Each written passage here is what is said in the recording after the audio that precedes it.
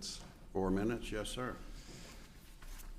Your Honors, this case revolves around the execution of 6 quitclaim deeds transferring properties owned by JOH Properties LLC to my client, Stetton Holdings LLC.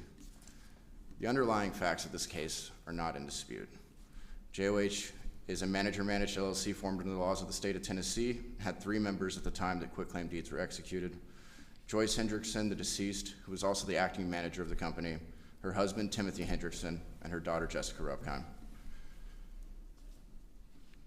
Your Honor, this case is about the conflict of interest transaction statutes that's found in the Tennessee Revised Limited Liability Company Act, and it's found at section 48-249-404. So, in 2008, Joyce Hendrickson executed these quitclaim deeds, conveying the properties from JOH to Stetton Holdings. She signed these deeds in her capacity as the manager of JOH. Was a vote required? So, Your Honor, my contention is that Section 404A1 of it says that only the manager has the ability to approve these transactions that are subject to the statute. Joyce Hendrickson was acting in her capacity as manager when she executed the quitclaim deeds. I believe the statute uses the language, it can be authorized, approved, or ratified. My contention is that when she executed these quitclaim deeds, she was ratifying that transaction. Is there still a conflict because the daughter was involved in both organizations? So, Your Honor, I think that's why the statute is applicable in this case. Jessica Ruppheim was a member of JOH, and Jessica Ruppheim is also a member of Stetton Holdings. That brings it under the statute. Now, the statute really is more a list of exceptions of when these transactions are not void or voidable. So because of Jessica Ruppheim's involvement with both, it is a conflict of interest transaction, but the statute specifically says that such transactions are not void or voidable if any one of the following exceptions apply. So we contend that under that Section A1 that I just cited, the manager has the authority to approve these transactions. The trial court decided to apply the fairness test, which goes under Section, I believe, A3 of that. One of our contentions is that she failed to make findings sufficient with regards to our argument about that Section A1. The trial court went under the fairness test and basically ignored our argument. Under Section A1, a manager can approve these transactions, but there are situations in which a manager can't approve these transactions, where there either has to be a vote of all the members or it does fall under the fairness test. And that's if that manager has a direct or indirect interest in the transaction. Now, the testimony that was established at trial says that Joyce Hendrickson individually did not receive any money for this. At the same time, she did not have an interest in Stetton Holdings. When the statute talks about an indirect interest, it points to 2 situations where the approving manager either has a material financial interest in the other entity or is an officer, member, or trustee of that other entity. None of those facts apply here. Your Honor. So does that mean if you have a transfer to a family member, let's take the corporate side out in terms of the subsequent transfer, but you have a transfer to a family member, that there's not an interest in the person transferring? And don't you have an interest if you're transferring to your child? Well, and Your Honor, I believe that doesn't go as far as an interest, but when you have these fiduciary duties, which it's undisputed, Joyce Hendrickson had these fiduciary duties.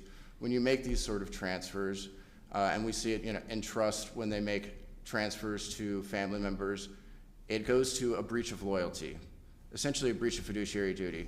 And that's part of our argument as well, Your Honor, is that this action was brought by the administrator solely under this conflict of interest statute.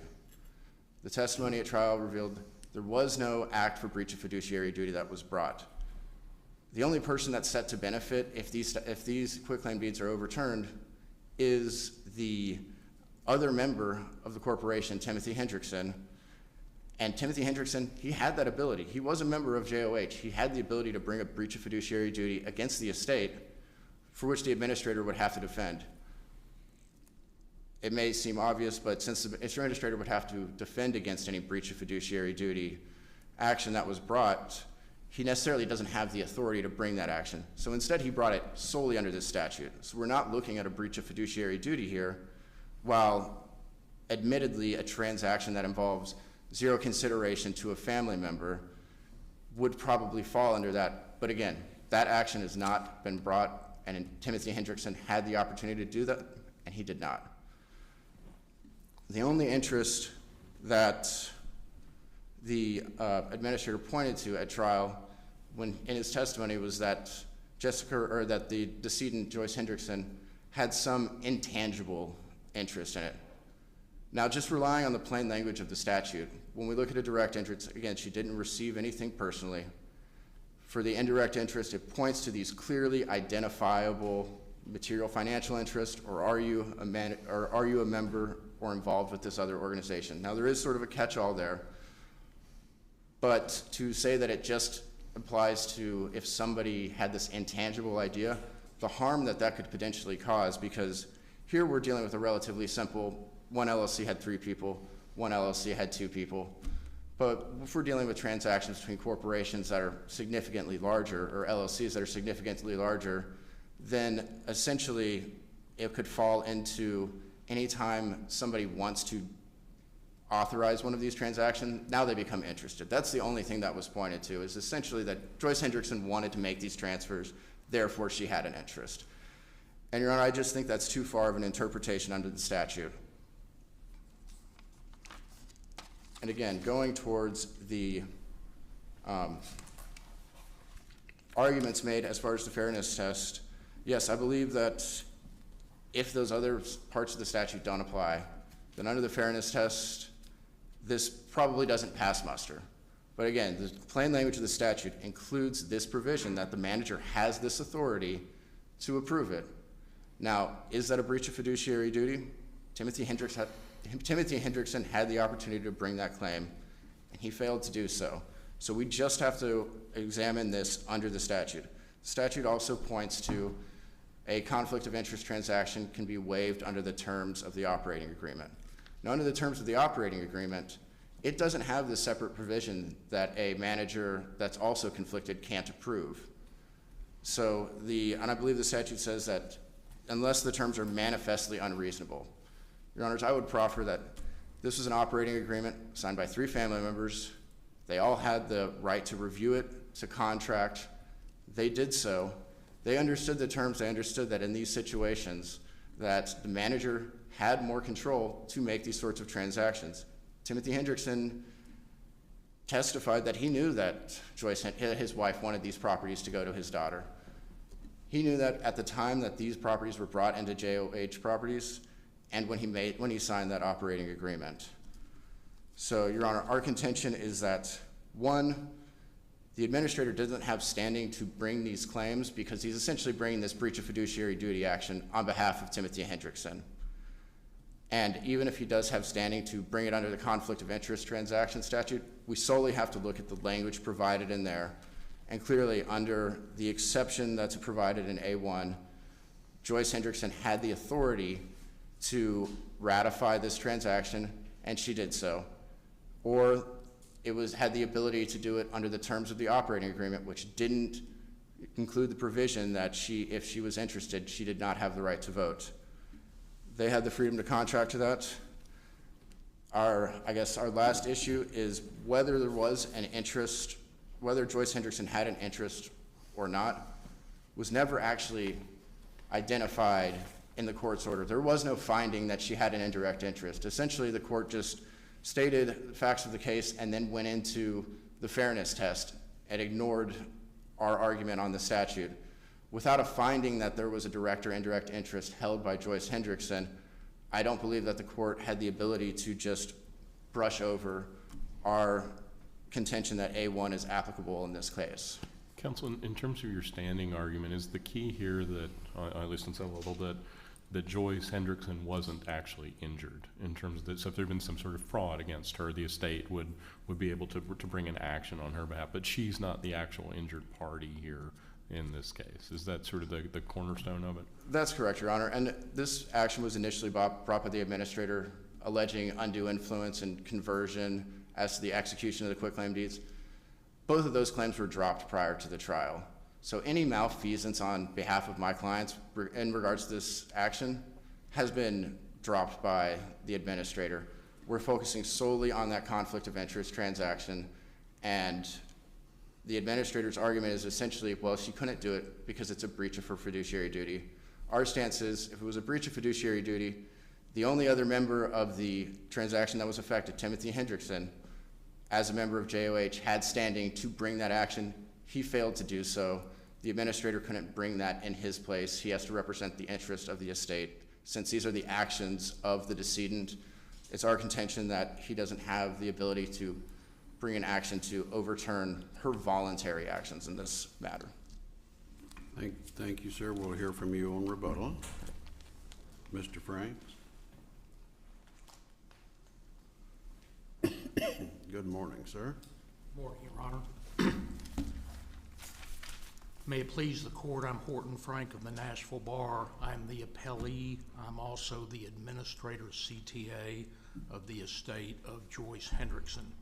I was appointed by the court to serve in this role when Mr. Hendrickson stepped down because he filed a petition for elective share, creating a conflict between him and his service as personal representative.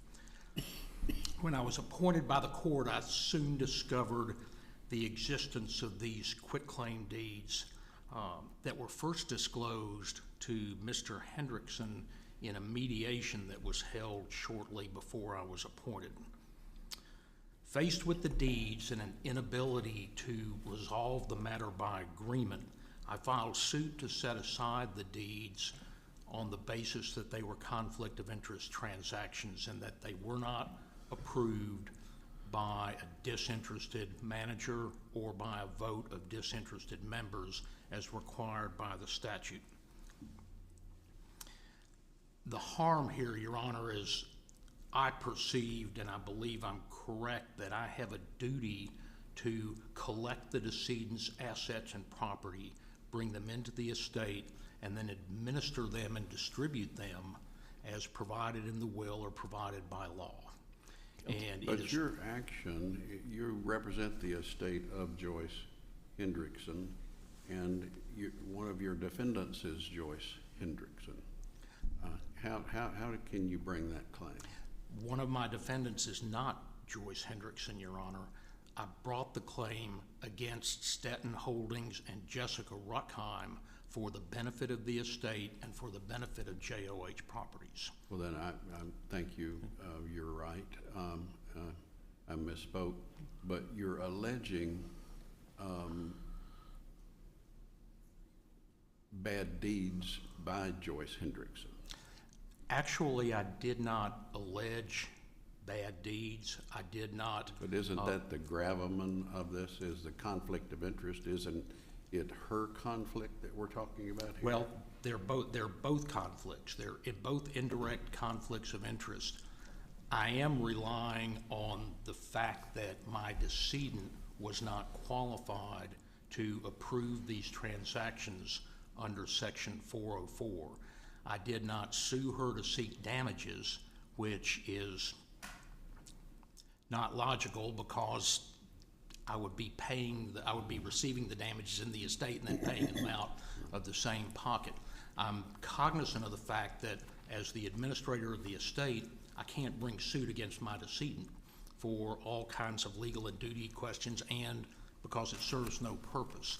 But I do not believe that prohibits me from proving as part of my cause of action to establish that these transactions were not approved as required by statute, to point out that both her daughter, Jessica, had an indirect conflict of interest and that she had an indirect conflict of interest by virtue of her desire to make a $1.8 million gift to her daughter. Was Joyce Hendrickson injured? Was she injured in this case through this transaction? The estate was injured, Your Honor, and I'll go back to where I was for a moment. When I began preparation of this lawsuit, I saw that the real property, which at the time was a little bit less, but JOH Properties is by far and away, the real property that was conveyed represented substantially all of the assets of JOH. And the 82% interest in JOH, which the estate held by virtue of succession because Mrs. Hendrickson owned that 82% interest when she died. That represents by far and away the largest asset of the decedent's estate. Without that asset, this estate is probably insolvent, and there is pending a petition for elective share brought by Mr. Hendrickson. So I felt my duty to bring this back. I knew that I could not sue my own decedent, and it would serve no purpose anyway. It wouldn't advance the ball. So I brought the suit based upon the conflict of interest transaction statute. Isn't Mr. Hendrickson the injured party here, though? I mean, isn't he the one that suffered harm? Mr. Hendrickson is he is potentially harmed if I'm harmed, because the estate would not have the assets to satisfy his petition for elective share. For that matter, the estate would not have the assets to pay expenses of administration for the litigation without those assets. Couldn't he have independently brought a breach of fiduciary duty claim on his own behalf here? I would, well, he could have, but he didn't. And I don't believe that my obligation to collect the decedent's assets and bring them into the estate is dependent on what Mr. Hendrickson does or does not do. He did not bring an action for breach of fiduciary duty, which he had standing to bring, but he did file a petition for elective share, years support, homestead, and exempt property. And in that petition, which is part of the record, he alleges that these transfers were made fraudulently for the purpose of defeating his elective share. And those two matters have been bifurcated, which is why we're standing here today. And the petition for elective share is waiting for trial. Assuming your estate has the right to bring these claims, what do you say about the 4 elements of the conflict of interest that the appellant was addressing? Here we are, Your Honor. The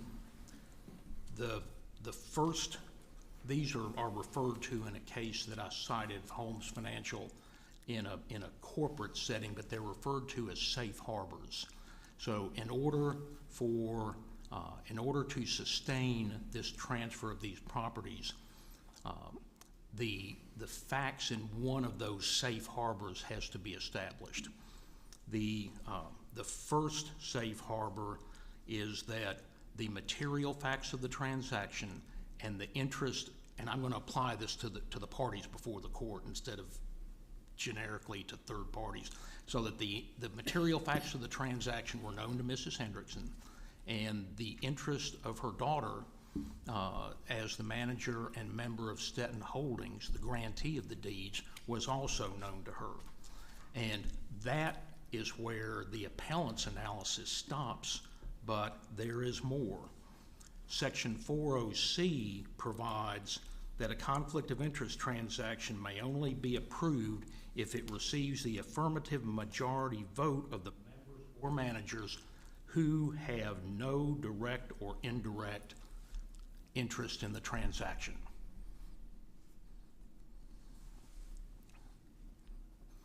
404B describes 2 instances in which an indirect interest in the transaction would be found, and Mr. Hausman pointed out those 2. One is a material, to be brief, a material financial interest in another entity that's a party to the transaction. That's Stetton Holdings. That's why Jessica Ruckheim has a clear indirect interest in the transaction, because she is a member of Stetton Holdings, a co-manager of Stetton Holdings, while she is also a member of JOH Properties. So she has an indirect interest in the transaction under the statute, and that alone is enough to make the conveyance of these deeds conflict of interest transactions. The second... but she didn't do the conveying, did she? No, she did not. She did execute the affidavit of consideration on each of the deeds. Right. The second indirect interest that's specified in the statute is that the other entity for which the manager is a member or a manager, in other words, the person, in this case Mrs. Hendrickson, holds a governance position in another entity which is a party to the transaction, Stetton Holdings. Mrs. Hendrickson did not have a material financial interest in Stetton Holdings and was not a member. Her interest in the transaction is the desire to alter her estate plan very, very late in an unfortunately shortened life. Mrs. Hendrickson had what amounted to a terminal brain cancer. She, 3 days after executing these deeds, she executed a holographic will conveying everything, including the assets of, or devising everything, including the assets of JOH, to her daughter. But she appeared from the deeds and the holographic will, revising the will that was already in place to be driven to transfer these properties out of JOH and give them to her daughter. The problem is she didn't own them. The appellants want to stop the analysis right there, but the case law in this state and the statute itself make it very clear that there are lots of ways to have an indirect interest in a conflict of interest transaction. The statute itself says that the manager has an indirect interest in a transaction if, comma, but not only if, comma. By the very plain and ordinary meaning of the words in the statute itself, there are a lot of ways. In the Rock Ivy Holdings case, which is I've discussed at some length in my brief, the interests were not one of these two interests described in 404B. One of those interests was Mr. Soar and Mr. Ingram owned a farm that was included in the sale, so they were going to benefit personally. And another one of the interests is that two of the members formed an LLC and became a creditor of, it wasn't Rock Ivy, but it was the owner of the real estate. Neither of these two interests, which this court found were interests which prevented Mr. Soar and Mr. Ingram from voting their interests, because this court affirmed a finding of the trial court that this created a conflict of interest transaction. And what's interesting about that case is that having found that there was a conflict of interest transaction and that Mr. Soar and Mr. Ingram couldn't vote their shares, then the transaction couldn't be approved under one of these other provisions, and that's why the court in Rock Ivy appears to have moved straight to the Delaware entire fairness test, which is the third point.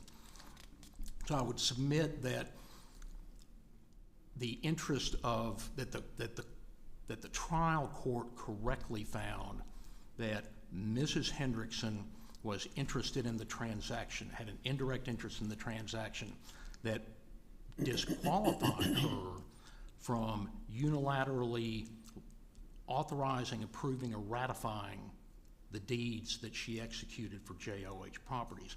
That's why we get thrown into the entire fairness test, because neither Mrs. Hendrickson nor Jessica Ruckheim falls within one of these other safe harbors. The fourth safe harbor is that the transaction was fair to JOH, and it shouldn't take much to demonstrate that, because the deeds were made for no consideration at all. It essentially gutted the assets of JOH and gutted the most significant asset of the probate estate.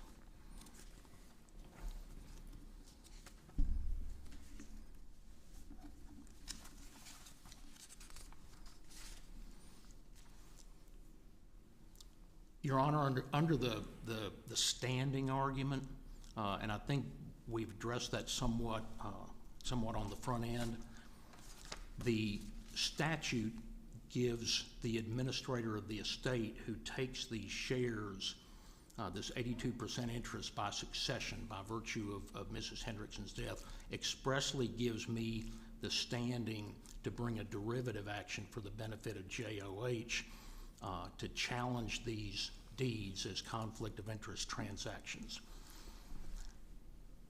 The appellants make a great deal in their brief about the fact that, well, it's really about a fiduciary duty. It's not about a fiduciary duty.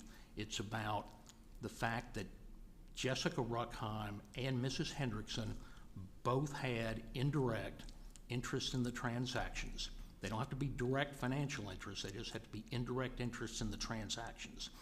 And it made, they simply, neither one of them was qualified to, under the statute, to authorize and approve and ratify the transaction.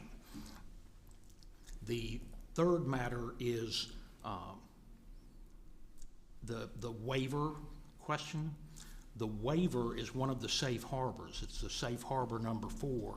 And in order for the waiver of the conflict of interest to apply under the operating agreement, it has to be, it can't be manifestly unreasonable under the circumstances.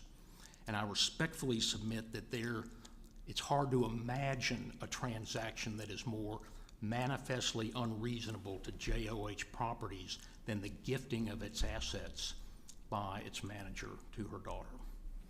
Unless the court has any other, oh, excuse me, there's a standing, there's a finality of the judgment issue, Your Honor. I understand from the recent case of N. Ray Pennyman's estate that the court has discretion to suspend the rules regarding finality. I obviously respect that discretion.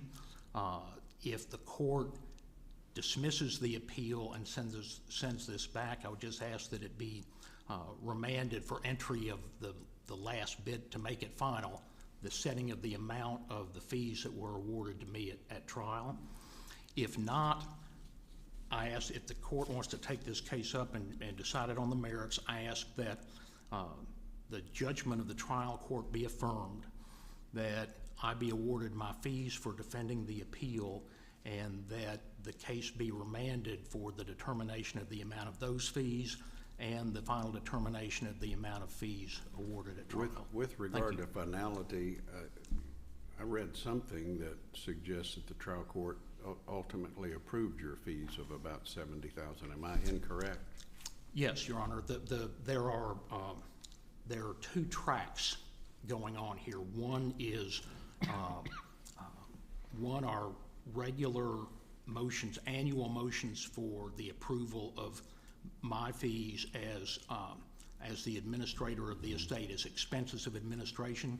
That's why the order that first came up was the 4th motion for fees. In the conclusion of the court's order awarding me fees, the trial court said, submit your affidavit, which I did. And this is entirely different because I redacted 3 years of statements to exclude the estate administrative aspects, so that the fees that I sought that were awarded by the court were only those fees that were incurred in bringing and prosecuting this litigation. So that's why I asked the court to modify the record to bring the affidavit and the 4 exhibits up. But it's the added, the supplemental filing that reflects the amount that I submitted to the court to be awarded in connection with this. The 4th application. And the court has not ruled on that. The trial court has not determined the amount, just said I was entitled to the fees. All right, thank you, Mr. Frank. Thank you, Your Honor. Mr. Hossman?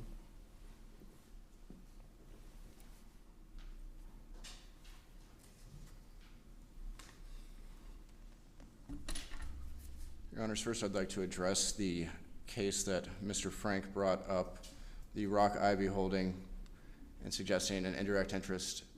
Your Honor, whether there was direct or indirect interest was not at issue in that case. As Mr. Frank said, the voting members had personal property that was tied up in it. They didn't have an indirect interest in that transaction, Your Honor. They had a direct interest. If that transaction went through, personally, they were set to gain.